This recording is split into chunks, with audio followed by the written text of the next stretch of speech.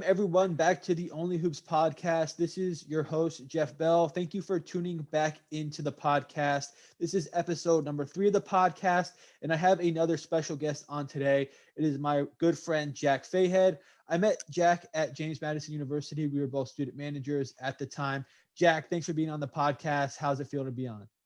Coach Bell, what's going on, man? It's awesome. I'm excited. Well, I just want to thank you for taking time out of your busy schedule to join me and sit down and answer a few questions, talk hoops, all that good stuff. I know you guys are in the midst of a college basketball season. Just appreciate you taking the time out of your busy schedule to sit down with us. Just to start us off, introduce yourself, tell us where you're from, and a little bit about your life and how you got started with basketball. Yeah, so my name is Jack Fahed. I'm from Richmond, Virginia. I'm currently a senior at James Madison. I'm currently studying or majoring in business management. I have been working with the men's basketball team for 4 years now here at JMU. Started as a freshman. I'm going to be graduating here in the upcoming spring. I began basketball at a really young age, played it all the way up through high school, and then got into being a manager right as I got to college. So I've been around it for a long time, and it's been special.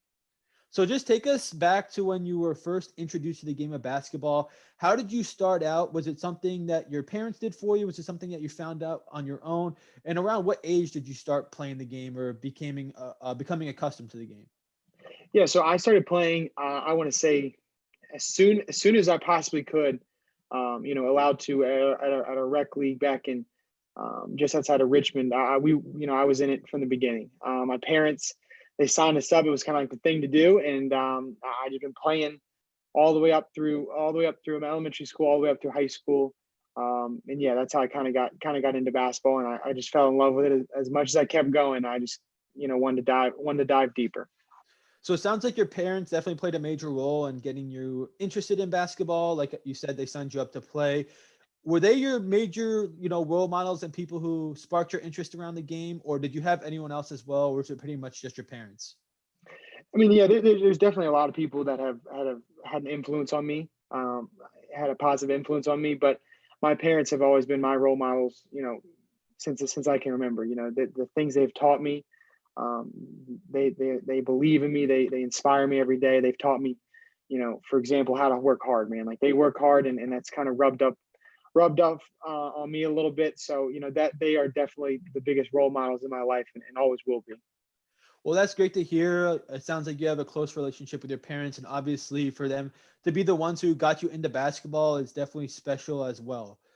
Going into middle school, high school, talk to us a little bit about how you participated within the game. What school did you attend? What levels of basketball did you play? Things of that nature. Yeah, so I attended a middle school by the name of Chickahominy Middle School. I tried out for the freshman, so sixth grade. I did not try out for anything. Definitely was not going to make the basketball team then. Seventh grade, I actually tried out for wrestling, made the wrestling team. Realized really quickly that wrestling was not my thing. Wasn't very good at it. Just was not my passion. So got out of that pretty quickly. And then eighth grade, I did go out for the basketball team, and I made first cuts, got to first cuts, but did not make the final roster. And that was something that was kind of like not tough. I wasn't hurt by it. It didn't kill me, but it was something that kind of drove me a little bit. Like I was like, man, like I don't want to get cut from something ever. And basketball wasn't, I was really focused on football. Played football all the way from middle school all the way up through high school as well. But getting cut by basketball was kind of like, man, like this is not something I want to do. So obviously, I worked hard to try to get better, try to improve my skills.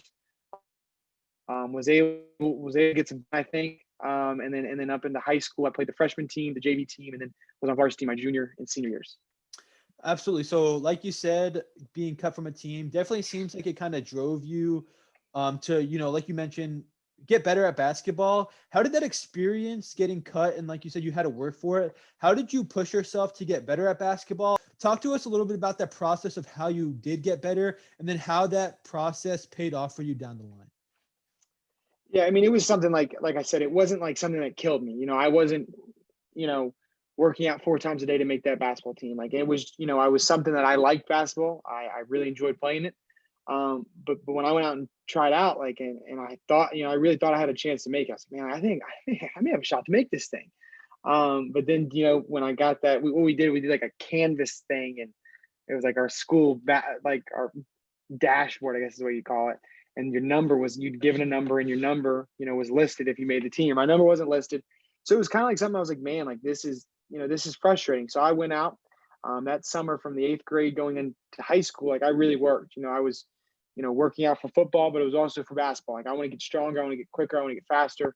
I want to be able to jump higher. Like I want to do it all. And, I mean, we played, there was a court in my neighborhood. We always played pickup there, and there's multiple times a week, if not every day, I was out there trying to get shots up during that summer to try to get better. Absolutely. And obviously it paid off for you. Like you said, you made the JV varsity team. Take us into your time as a varsity basketball player. Tell us a little about your experience as a varsity player, how it really helped you become more passionate about the game. What did you learn when you were playing high school basketball, and what were some of your favorite moments from your high school experience? Yeah. So it was, basketball in high school. Like I came into high school thinking like, I think football was gonna be like my number one thing. Like I was really gonna focus on that. And I don't know if I had aspirations to go play at college. I just wanted to be good. But going into high school, I think my passion for basketball got bigger and bigger and bigger. By the time that I was, on the JV team, like, I wanted to be on the varsity team. Like I wanted to start. Like I wanted to play. Like I wanted to score. I wanted to, I want to benefit the team. So going into my junior year, I made the varsity team. Had a pretty good JV year. I don't remember the stats at all, but I had a pretty good JV year. Was able to make the varsity team, and there was guys who were seniors who were 100% better than me, like 100% better than me. Guys in my position that were better than me. And this was the first time at my high school. Like we weren't a very talented high school by any means. Weren't very basketball success wasn't very good. But we were the first team my junior year to go to regionals in Virginia. So we were in the 5B regionals or 5A regionals of Virginia. We made it. We were up by 15, and then we were up by 15 and lost by 3 at a buzzer beater. But yeah, I mean, we were good, and like seeing how those guys, what it kind of took to win basketball games was, and we weren't great by any means, but it took, the things we did to be able to get to where we got to was pretty neat to see. And then going into senior year, we lost our top 4 scorers. So it had some guys, going, had to take some jumps, and I was one of those people that had to take a jump. We did not win a lot of games my senior year.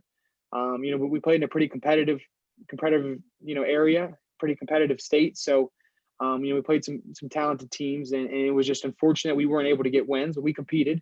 And we just, we fell short. But there were a lot of moments that, like, I still remember, man, I was like, man, I wish I could go back to that right now and, relive it or do something different. But yeah, I mean, it's something you definitely want to go back to, when you're thinking about, high school, was playing in basketball.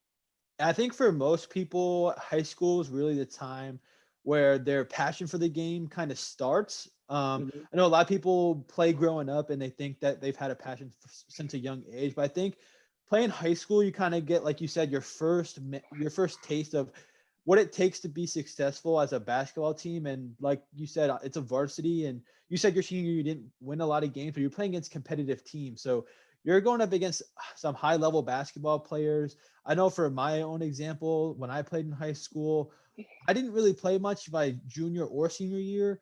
I just enjoyed being a part of the team, and obviously working hard and trying to benefit the team in any way possible was extremely important. So like I said, I think that's where a lot of people's passion for the game start. And it sounded like it was similar for you, just having all those experiences and playing high level games, playing good competition really helped spark your interest. So talk to me a little bit about how you chose JMU to go to for college, and talk to me about the process of going from your senior year of high school to becoming a manager at James Madison. Yeah. So my junior and senior year of high school, during the winter, during basketball season, me and my 2 of my really good friends today, we actually coached like a rec team together. So I think we coached a 7th grade and 8th grade. So It was special. It was kind of neat, and that's kind of like where things like kind of got it going. Like I was like, man, like maybe I want to be involved with like I knew from a young age I wanted to be involved with sports, like probably for the rest of my life. Like I was like, I cannot sit at a desk and I cannot look at a computer all day and just sit here and write things down. Like it's just not me.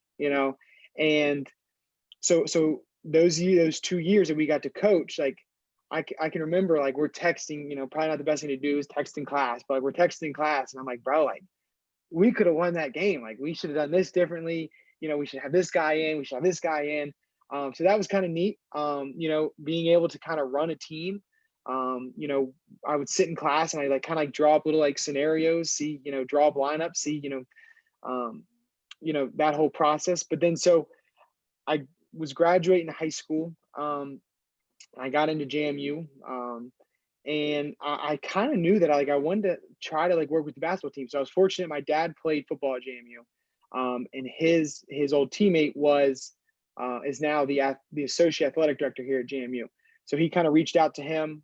He was like, "Hey Jack, like when we go up to JMU, like we're gonna go sit down with one of the basketball coaches, and we're gonna talk and see if it's something you're interested in." So we went and sat down with him. We talked. We made it like part of our day that I was up there. Like we called it like 1767 or something like that, like where you go up and you introduce and you get accustomed to the campus. So we went up, we met with him, and I was like, man, like this is something I want to do. And he was like, hey, like, why don't you come up? He's like, we're about to leave for a trip. I think in late August, we're going to the Bahamas. Why don't you come up, work with the team for a couple of days and see if it's something you want to do? So I did it. I loved it. And, now I'm in my 4th year of doing it. I don't regret anything I do or anything I've done. So, yeah, I mean, it's been special. It's something that I'm really glad that I got involved with. No matter if I stay in basketball or not, like I'm really appreciative of what I've been able to take away from being a manager for these Yeah, 4 years. so our stories are very similar, and obviously JMU is where we met and where we became good friends and everything like that. Going back to when you're in high school coaching your rec league team, it sounded so familiar to back when I was in high school and I coached with my buddy Greg, who we were coaching a rec league team, and it was funny. We did 7th, 8th, and 9th graders. So actually, some of the kids who we coached were in school with us. So before school, we would be joking with them about like the game on the weekends, and some of the kids who played in our school were on different teams and stuff like that. So it's kind of funny. And like you mentioned, it was a really good experience and where it got things going for you. And I definitely recommend anyone who's interested in coaching or anything like that, definitely tries it out at a young age. You'll get a really good feel for, if you like it and if it's something that you want to do. When Yeah. you mentioned you went to JMU for your 1767 meeting or whatever it's called, I'm not too sure what it is called exactly as a transfer Yeah, student. I didn't get all that stuff. So yeah, it was where they go and show you everything. I don't remember exactly what it's called now, but yeah. yeah, so that's how you became accustomed to the program. I became accustomed to the program the semester before we first met is when you came up and started working with the team. And I still remember the first day we met. We were actually we went to the convo, and Paul Holland, who was a graduate assistant at the time, me and you were both there, and we went down to one of the courts on campus. It was outdoors, and we rebounded. I think it was for Zach Jacobs and Matt Lewis, and we were out on an outdoor court, and that was the first time we met.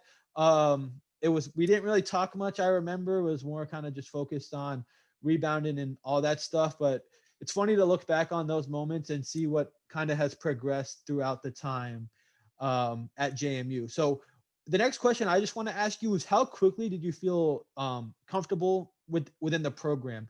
Was it a quick process? Was it smooth, or did you have any difficulties? Talk to us a little bit about that, and also talk to us about what your responsibilities were for your first year at JMU. Yeah, so when I get the chance, or when people reach out to me and say, "Hey, like I'm interested in becoming a manager, like, can we talk?" Or people that maybe get my number and want to talk about being a manager anywhere in the country. I kind of tell them, it's something that like it's going to take time. Like it's something that you're not going to jump into and you're going to be like, man, like these guys like me a lot. Like no, it's going to take time. I remember telling we have some new guys this year, and I was like, hey guys, like it's going to take some time. You got to remember, like all these guys know each other. Like they've been together for a long time now. Like give it some time. Don't push anything, and it'll come naturally. Like they'll see you around, and it'll be something. Just let it happen naturally. So it took me, I would say, probably a whole semester. Like really, to be honest with you, like a whole semester. Getting used to how a college basketball program works. Like how do these, the guys' schedules, getting used to, what's a daily schedule like and stuff like that. And getting used to like other managers. Like, I mean, these guys have, they've been doing it for 4 years now, and I'm, the new guy on the block, and I may not be able to rebound the best right now. I don't know, all the little secrets and tricks. So yeah, so it just takes some time, and there's no doubt about it. My role within the program my first year probably wasn't, I don't remember exactly, but it wasn't anything crazy. I know that there were 3 guys ahead of me. It was Jeff, Keaton, and Cam that were all ahead of me. They were older than me. They knew way more about being a manager. So I was just kind of there. I tried to be there every single day. Try to help with whatever it could be. I traveled a little bit. I think I traveled twice. I went to William Mary and Drexel, I believe, which was a really cool experience, especially as a freshman. It was really neat to see how things work on the road. But yeah, it was mostly just being around, being available, helping out, rebounding, stuff like that. But there were guys ahead of me that I'm fortunate they were good at what they did, and that they kind of taught me the reins. So that was, I really do appreciate those guys being around. Yeah, I think that was a major thing that I talked about, especially in the introduction episode of this podcast, was the managers and people I've met at JMU were very eager to impart what they had learned onto us. And I think that kind of really started, with that special group that you mentioned, Cam Butler, who was head manager at the time. I think when he became a freshman and the guys who were there at that time, they taught him what he knew, and it kind of just trickled down the line. And I think we've had a really good run of managers at JMU, yourself included. But you did start as a volunteer manager, just like myself. Tell us a little bit about what a volunteer manager is and how it's different from a full-time manager. Yeah, so a volunteer manager is basically like, it's kind of like you're not obligated to anything, but it's kind of what you want it to be. Like, if you want to be around every day, you can be around every day. If you want to be around, once every 2 weeks, I guess the door's open for you. But I kind of took it as an opportunity to just kind of, see what this was all about, work as hard as possible, be available as much as possible. And that was the biggest thing. The difference between a full-time manager and a volunteer manager is, at JMU, a volunteer manager does not get like a little stipend compared to the full-time guys, and the full-time guys are generally always going to travel. So yeah, that was the biggest thing. I was able to learn from those guys. No matter being a volunteer or a full-time guy, like I still wanted to be there every single day and kind of see how things work.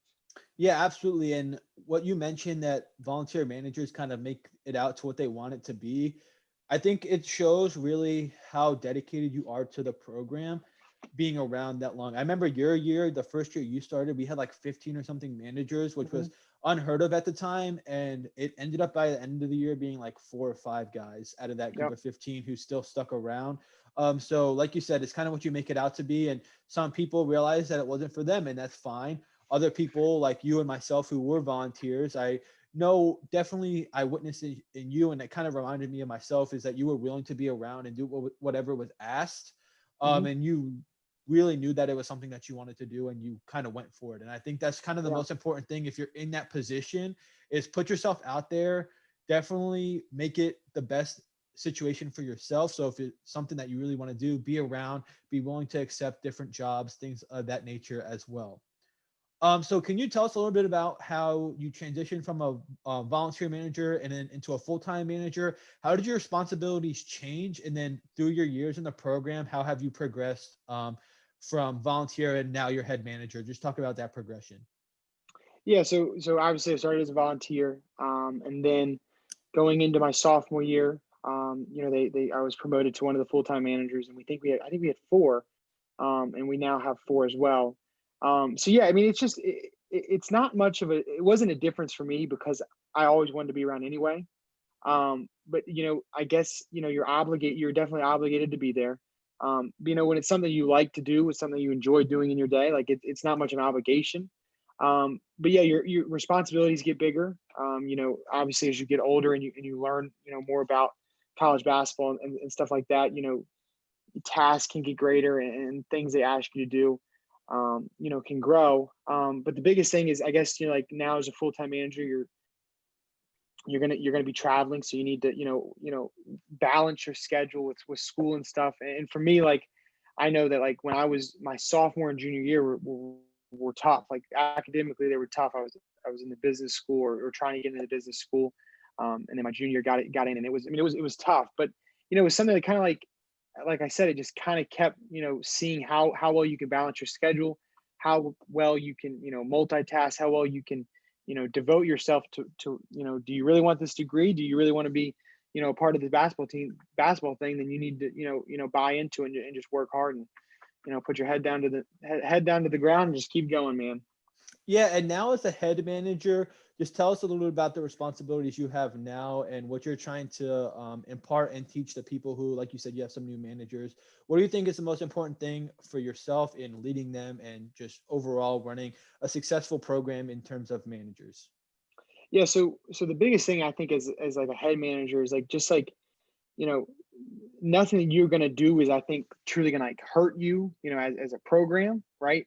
But like you want to be like what your responsibilities are. Like you need to like excel at them to the best of your ability, right? Like you want to, never forget anything, right? Like never, forget something for practice, right? Like always be ahead of the game plan, everything be set up, like, have guys there, know who's going to be there, know their guy's schedule, like where is this guy going to be at this time? Like what time is he going to get here? So when it's, 2:30 and he says he's be here at 2:15 because he had class till 2, like why isn't he here?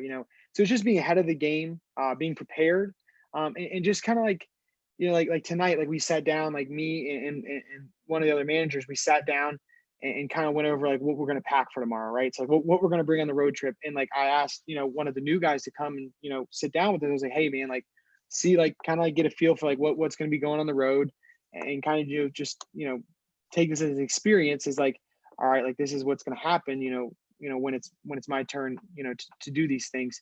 So yeah, like the biggest thing is just being prepared, being organized, and then leading the guys into eventually like this is going to be your show. So trying to show them the lights, I guess. I definitely think preparation is key, and we've been through the trenches pretty much together and have been through a lot of different experiences that kind of solidify that notion of being prepared and being ahead of the curve. I know obviously not everything always runs smoothly, and we've had our fair share of things that we've messed up upon and things of that nature, but it really does teach you, what you need to do to be successful. And I think that's key. And as a leader, I think it is also important to have those who work for you know that and be prepared, as you mentioned. So I want to transition into a little bit about things that you've done at JMU. So can you tell us a little bit about some camps that you have worked? Tell us a little bit about that and some other things you've done outside of JMU. Yeah, so I guess going into my freshman year of college, I worked a couple of the Richmond Spiders camps, and it was something like I was like, man, like this is unique, like this is something cool, like this is something I kind of want to get involved with. So going into my what was it? I think it was going into my freshman, going into sophomore year summer. The head manager said, "Hey guys, like one of my buddies from the hoop group just reached out and wants to know if any of you guys would be interested in working, for the hoop group this summer." And obviously Jeff said he was looking into it, and I was like, man, like why not? So I dedicated myself. I think I was there for 3 weeks out of the summer. I was driving from Richmond to Reading, Pennsylvania, where they were having hoop group camps, and I was just kind of like doing like the dirt jobs, man, and like just working hard and just seeing like what this thing was all about. And like it was unique. Like it was cool. Like you saw a lot of really good basketball players and a lot of really high level coaches, out there recruiting these guys. And I was like, man, like this is something I really think I want to get into. So going in for my sophomore to junior year, I called who was the head runner at the time, Adam Beam, and I said, Beam, like I think I want to do this for the whole summer. And he's like, you sure, Fahed? And I'm like, I think so, man. So I made the phone call. We made it official. I was like, man, I'm going to go do this for the entire summer.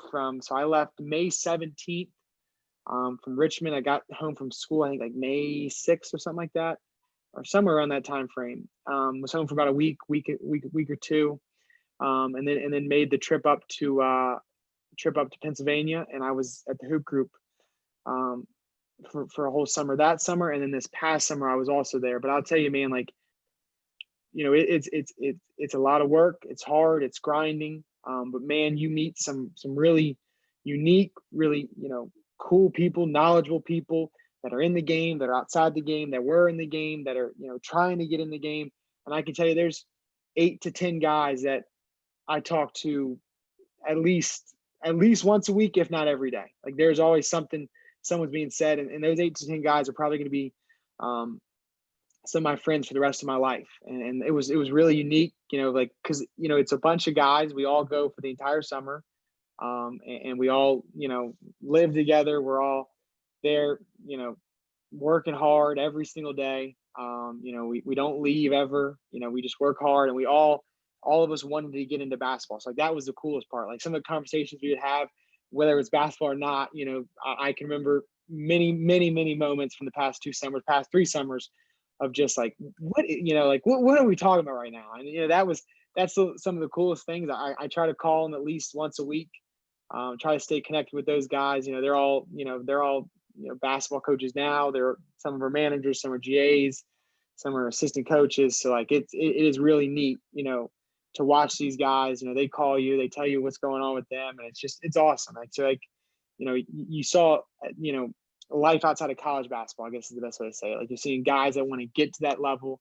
Whether you're a player trying to get, to college, or whether you're, someone who's a coach and you're trying to get to the college level. I mean, it is a really unique experience. I would tell anybody to try it out, and it was something that like I will remember for the rest of my life, and some of those guys I will remember for the rest of my life.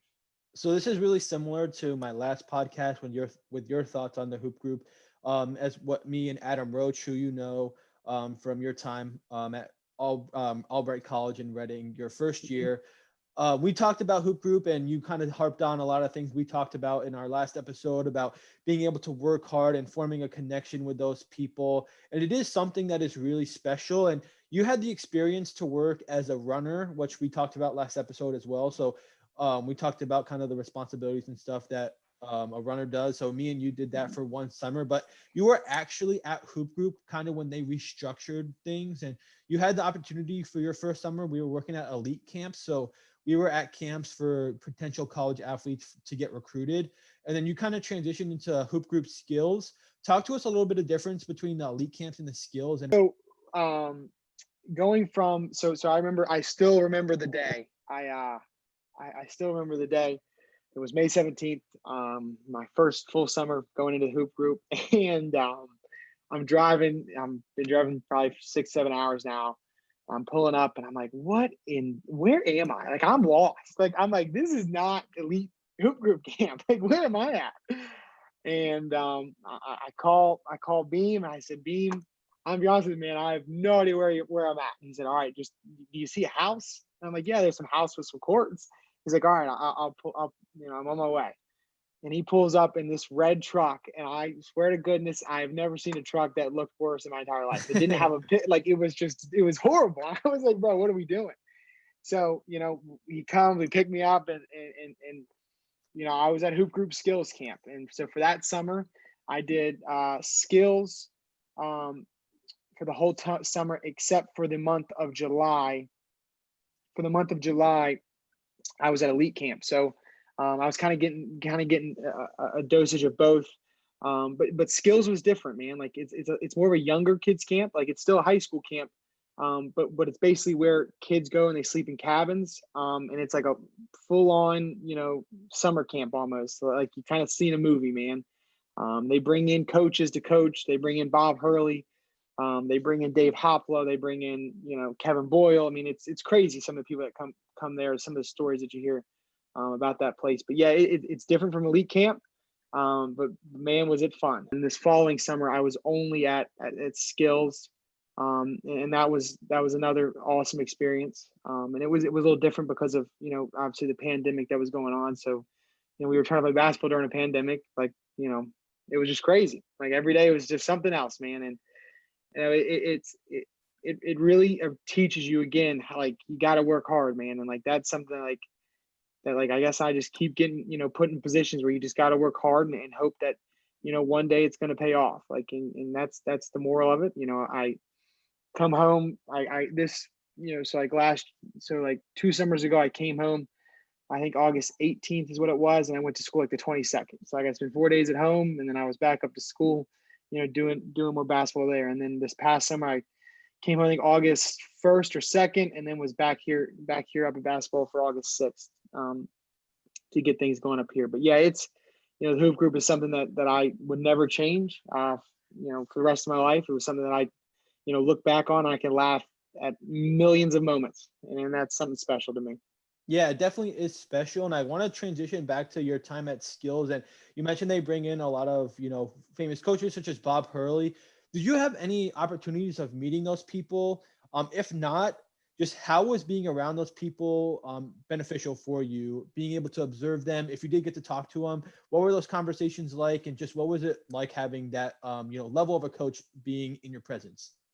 Yeah, so I mean, it's really neat. Like they bring in some Hall of Fame guys, right? Like you see how Bob Hurley runs. You see what he does. Like you see how he would run a high school basketball practice. Like the enthusiasm that he has. They bring in Mike Rice. You see the intensity that he brings. You see they bring in Kevin Boyle and the details that he focuses on. That's the unique part. Is like, yeah, we're out here working really, really hard, but like at the end of the day, like you get to go over and you get to watch basketball, and you get to watch, a guy committed to VCU and a guy committed to UConn go play basketball on two blacktop courts, right? And like you're just like, wow, like that's it's awesome. So yeah, I mean it's an opportunity that you don't get to have, at most places, to have the ability to sit down with someone at lunch and be like, hey, like what do you do here? And like how, what are some things that you like? What are some things that you think are important in a program? What are some things that you harp on with your kids and stuff like that? So like that's the neatest part, is like just getting to see how they are, as a coaches, as people, and I'm fortunate of that.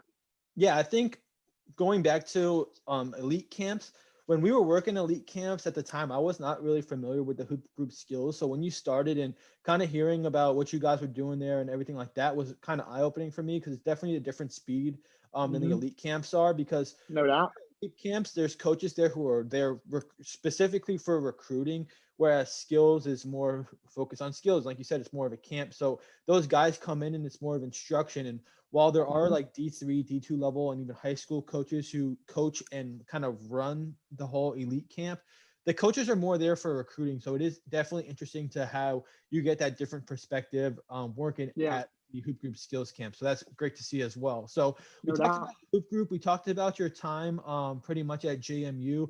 I kind of want to just ask some other questions. And the next question is just, what are some of your favorite moments as a manager at JMU? You can share yours, I can share mine, and then we can share some other moments that we've had with each other that were just special and funny. Yeah, it's like there's a couple moments that come instantly to mind, but my absolute favorite of of Jeff Bell was, we were at ODU last year, and I'm sure some people will laugh at this when they hear this, or they know what I'm talking about. So we were up going into the under 4 media timeout. We were like, man, we're gonna win this game, and here comes ODU storming all the way back. Like here they come, and I think we missed a free throw. It was 70. I don't know the exact score. We were up by 2.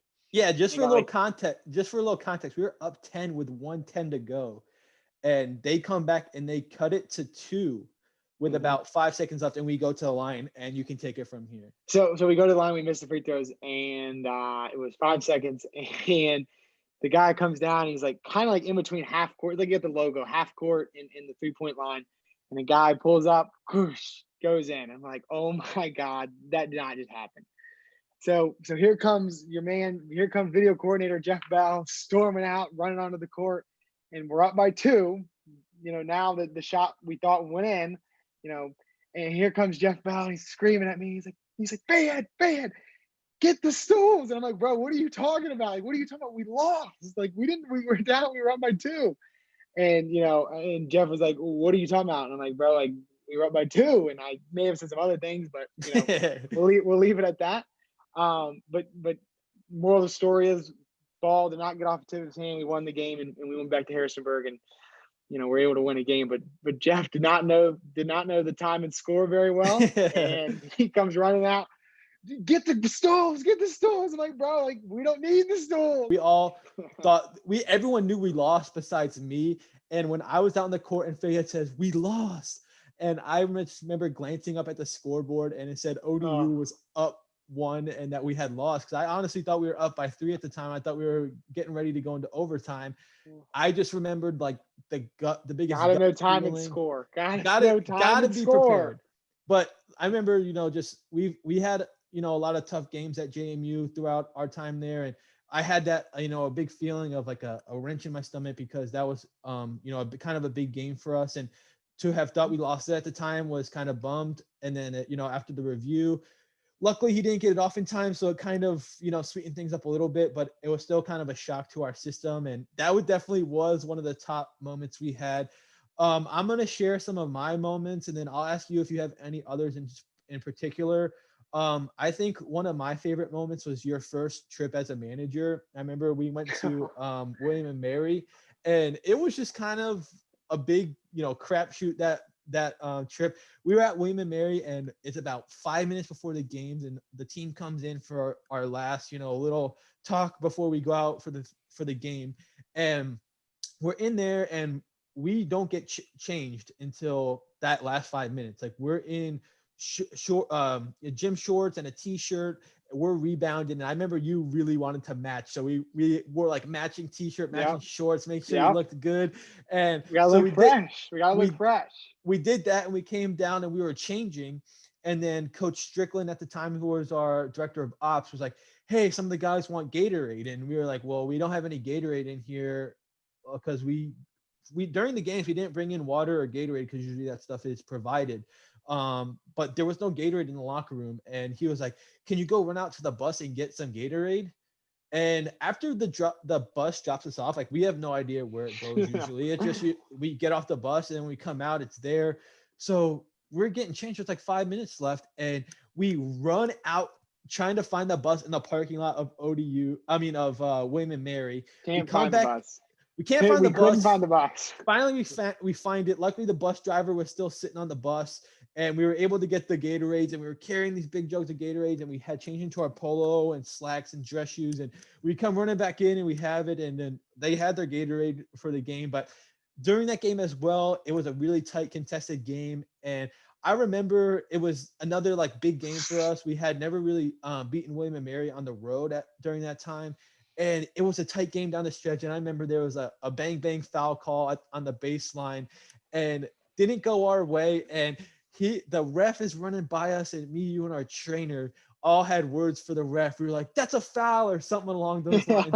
And he turns around with the biggest death stare I had ever seen in my life. And I don't think I was more intimidated ever, because the biggest fear I had as a manager was like getting a technical foul. I mean, I usually didn't really say too much stuff to the ref. Like I would cheer and I would be loud, but I usually try to like not talk to the refs, because obviously that's the job for the coaches. But we did it that time, and I just remember like being so scared. I thought I would. I was like, I'm never going to travel again. Like I'm going to get fired. I'm a volunteer, and I'm going to get fired. Yeah, it was definitely scary. That was one of my other favorite moments. I have some game moments that I'm going to share as well. I think that were really important for us, and I think also helped kind of form a bond for us. So definitely one was beating UNCW on the road during your first season as a full-time manager. I know UNCW, the school I'm attending now, was always kind of an important game for me, because my grandpa would be in attendance. I know your grandparents were in attendance for that game as well, so they got to see you do your thing with me on the sideline. So that was kind of special, being able to share that moment with our grandparents, but then also beating a really good UNCW team, scoring 104 in a sold out gym. Definitely was one of my favorite moments. I think another one was beating Radford at home. I think that was also your first year. At the time, Radford had beaten Texas and Notre Dame. I believe it was both those two teams. They were receiving votes. They were receiving votes in the top 25, and we were like, we got these guys coming into our gym. And I was actually helping our GA with the scout at that time. And I remember like watching, I was like, these guys are good. This is going to be a tough game. And we beat them. Definitely one of the best wins we've had. Another one that happened last year was Julian Wooden's posterized dunk at George Mason. Mm-hmm. That was just outstanding. And then finally, my last one was Matt Lewis's buzzer beater to send the game to overtime at Hofstra. He had 40 points, and we beat the number one team in the conference at the Yep. time. So that was special. I don't know if you were on that road trip. I don't think you Nope. may have, but that was one of my favorite moments from a game. Do you have any other moments you'd like to share? Any other specific game moments, or do you have anything off the top of your head? I can't think of anything on top of my head, but man, I mean, it was fun. Like I had a blast with those guys. Everybody, it was awesome. But yeah, it was a special time. I can think back to a lot of times. I just think back, like, what were they doing right there? Like, I'm just laughing, thinking about Jeff, whatever he was possibly doing. But yeah, no, it was an awesome time. I can't think of any specific moments, but yeah, no doubt, good. It was a good I think time. one thing that just popped in my head that I think we forgot to mention is manager games. Oh yeah. Obviously, manager games plays a big part. You want to talk a little bit about what manager games are and kind of, what they entail? Yeah, so manager games generally the night before the game, the managers during a normal year. I don't think we're allowed to do them this year. They will go and play the opposing team's managers, and I mean it's intense. Like last year, we went and played at UVA, and generally like our coaches generally play, so it was we were pretty good. I remember one moment. This is a good moment. We're playing at UVA In JPJ. in JPJ, and the UVA basketball team decided they were going to come watch. So we're playing in front of Mamade Diakite, whoever else was there, and my man Jeff Bell was doing something. I don't know if he was just dribbling the ball or he was just walking or running. Completely just face plants right in front of the entire UVA basketball team. And I had to stop playing the game. I was crying so hard, just laughing. But yeah, that was also one of my top moments of being Just to give anyone listening some context, I opened the game up in JPJ. It's just the managers at the time. We get the jump ball. We got ball first. I come down. I bang a 3-0 in JPJ. I'm feeling myself. The team walks in. I take a corner jump shot, and one of the players behind me was like, "Ew," because if anyone who knows me kind of knows I have a funky jump shot release. And ugly. I missed the shot, and from that moment I was shook. And then the next time I got the ball, I was gonna shoot a 3, and the guy was closing out at me, and I went to put the ball on the floor and just face planted, and I was like, sub. I was definitely shook a little bit. That was a good one, but manager games were fun, and I think it was a really good opportunity for us to bond with the coaching staff and everyone else, especially on those road trips. Just being able to play with them and obviously, do stuff outside of our normal everyday rigors that we go through with them. So manager games are definitely fun and are definitely something that if you're a manager, you can look forward to. So transitioning to your time outside of JMU, I just want to ask you, what is your dream basketball job situation? Where do you see yourself in the future? What is your ideal, like if you had to say right now what you wanted your career to look like, what would it be? Yeah, so right now, the plan is I want to become a GA after graduating in the upcoming spring. Looking at schools right now, trying to find an opportunity where I can become a GA and work with men's basketball and honestly see what happens from there, man. And I want to become a Division I basketball coach one day. I don't know if that's going to be a head coach. I don't know if that's going to be assistant coach. I don't know what's going to happen, but I want to stay involved with basketball. I just for some reason I just can't get rid of it, and that's the goal. And so right now I'm in the process of reaching out to people that I've met, people that I know, reaching out to people that I don't know, trying to connect dots to try to find my next spot. And it's going to be tough, with everything going on, regarding the pandemic right now and games being canceled and seasons, not happening, in some levels of basketball, but it's something I'm looking forward to. The stress kind of keeps going every day, but it's part of the job, and I'm excited to hopefully get an opportunity to work in college basketball following graduation that coming spring. Yeah, well, hopefully everything works out for you. I know we've been in touch previously about this process, and things you may need to do moving forward. So I'm hoping everything pays out for you. I know how hard you work and seeing it firsthand. I know how passionate you are, how loyal you are to anyone you work for. So definitely fingers crossed for you moving forward. I kind of want to transition now into a few other different questions that aren't really around what you do within basketball, but still kind of get a better understanding for you. One thing I know about you is that you consume a lot of sports media. So I know you love listening to sports radio. You Mhm. like listen to interviews, a lot of other media. I know you're interested in like John Rothstein. You're a big John Yep. Rothstein guy. Yep. Yep. Talk to a little bit about how you started like consuming sports media and kind of what role it plays in your life and especially in basketball. Yeah, so I've been kind of listening to sports radio, but kind of like I first got my car, like I was like, obviously listen to music, but man, I like want to listen to like sports stations. And then I really got hooked into Sirius XM, Mad Dog Sports. I listen to them quite a bit. Mad Dog. I listen to Nick Wright. And then I listened to on like the college aspect of it. I listened to Mark Packer a good about. I listen to Off Campus, and then I really like to just be involved with like what's happening locally from where I'm from. Like I like to be informed like what's happening in Richmond sports. Love listening to press conferences. Love listening to interviews. I think it's just it's like a tell all. Like you kind of can learn stuff. You can kind of listen for things. You can kind of get a different insight, and these guys know what they're talking about. I love listening, when watching college basketball. Like I love listening to the commentators. I think there's a couple guys that I really enjoy listening to because they just talk about they talk about the game of basketball, like what's happening X's and O's wise, where kids are from, recruiting styles. Like I just listen. I like to listen to it. I think it's beneficial. But yeah, sports media for me has always been kind of like something that I've been kind of locked into. I love. I got John Rothstein Twitter notifications, on high. I got Jeff Goodman's Twitter notifications, up. I got verbal commits up. It's something that I just kind of locked into. But yeah, that's a big part of like sports that I like try to take in daily. Yeah, I definitely think staying connected within the sports world is important, especially if you're involved in it. And like you mentioned, it's not just within basketball. You mentioned, you listen to these different radio shows and different people, post post game press conferences, things of that nature, just to get a bit of understanding. And like you said, it's a tell all. So you know they answer sometimes questions that you might not hear them get to answer in a normal situation. And having someone on in an interview, kind of telling them about your life and that type of stuff is kind of one of the reasons why I decided to start this podcast and just have people talk about their love for the game of basketball and have others be able to listen, learn, and maybe use their advice in some way.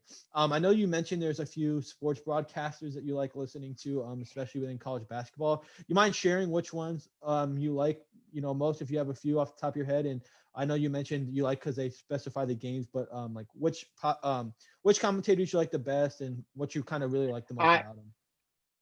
Yeah, so I like I like Jay Billis a lot. I think I like enjoy listening to him. He's not a That's not surprising. You probably think he's really good. Some people like I don't think give enough credit is like Dan Dockich. I think he's awesome. Like I think he like breaks down the game a lot. Will explain like situations. Will explain X's and O's every once in a while, and that's something I like. I really like to listen to, and I've kind of like listened to him since being in high school, like when watching games. So like that's one of them. Just pure like awesome commentator voice. Like I love Bill Rafter. I think he's awesome. Dick Vitale is obviously, a special one as well. Yeah, absolutely. I think, being around the game of basketball, there's a lot of people on. I know a lot of commentators are especially polarizing. I know like people like Bill Walton, like some people hate him, some people like him. But I definitely think, what you said about those guys and how they kind of go in depth about the game of basketball as someone who's in it and wants to learn and do it as a profession. It definitely allows you to understand the game in a better way. And when you're watching a game on TV, you don't really get the real understanding for, maybe what's going on all the time unless you have a really, really high basketball knowledge. So because you're not in those practices every day, you don't know Hmm. exactly what they're trying to do. And having those guys being able to be a resource for someone who's interested and being able to learn basically just by watching a game is definitely very important to someone. And I definitely think you hit the nail on the head of why you like listening to those guys. My next question is, if you could have dinner with any three basketball personalities, so it could be commentator, player, coach, anyone, dead or alive, who would it be and why? Oh, Sonny Vaccaro. I think Sonny Vaccaro is. I mean, he's built the modern basketball now. Like the way that things work. I mean, he was the father of that. And I've heard stories about him. I've know people that know him or know him pretty well. So they've told me some things. I think it's someone be great to go out to dinner with. I think Lefty Drizel would be really cool because I see like old videos of JMU and like how awesome that place used to be. They used to call it the Electric electric Zoo. electric zoo. Yeah, I mean just insane, crazy stuff. Like hearing stories about that. My dad tells me, he's like, Jack, it was just nuts. It was crazy. Like some of the teams we play, like it was sold out. Like it was awesome. I think that'd be awesome. And then like a player, I really like Kevin Durant. I think he's like he is modern basketball now. Like, a guy that just does it all: shoots, dribbles, drives, pull up, everything. And he's 6'11". So like I think that's someone that I would enjoy going to dinner with as well. So like those three guys: Sonny Vaccaro, Lefty Drizel, and KD. I definitely think that's an interesting three. And going off Lefty Drizel, I think that's especially an interesting choice considering the fact Yeah. we worked under Coach Lewis Rowe, who played for Lefty Yeah. Drizel and was a JMU star. And obviously, having him being let go at JMU last year was unfortunate, but such a really good guy, a really well down to earth guy. And I'm sure I've heard plenty of stories. I know you've been along hearing some of those stories that he used to tell about just JMU back in kind of its heyday. And, they lost to Michael Jordan's UNC team by like 4 points or something like that. And then obviously when Coach Rowe was there playing, they were made the NCAA tournament, beat ODU on a buzzer beater. And just some of the stories that he used to tell, and having such a big time coach at a school like JMU and kind of setting the groundwork for, where the bar is set and JMU wants to be at that level all the time, I think is really special. So I think that's definitely an interesting Yep. choice, especially being at JMU. Finally, the last question I have for you is, which three people in your life have influenced you the most? I know you had kind of talked back on your parents, so this can be in general and within basketball. So definitely three people who have influenced you the most. Definitely my mom and my dad. So there's one and two. And I would say my last one's probably my grandfather. I guess my grandfather and my grandmother. Like they're just the way that like they handle themselves, the way that they treat people, and just like kind of like the things that they've kind of instilled in me. Like I think I still am living to that every single day. So like those guys, those people, have been phenomenal influences in my life, and I take them. I hope they know how much I do appreciate them every single day. So like yeah, definitely those three people, Well, thank four you for people. Well, thank you for taking the time out of your schedule to answer all my questions. Definitely had some good insight. It was great sharing some memories, and obviously, being able to talk. I know we talk on the phone from time to time. I know Yep. you're coming down to Wilmington here in a few weeks to play UNC Wilmington, so Yep. hopefully we'll get some time to link up and talk again. But again, thank you for taking the time out of your busy schedule. Thank you for joining me on the podcast. It was a pleasure, and just Yeah. hope you are doing Well, well and wish you the best of luck.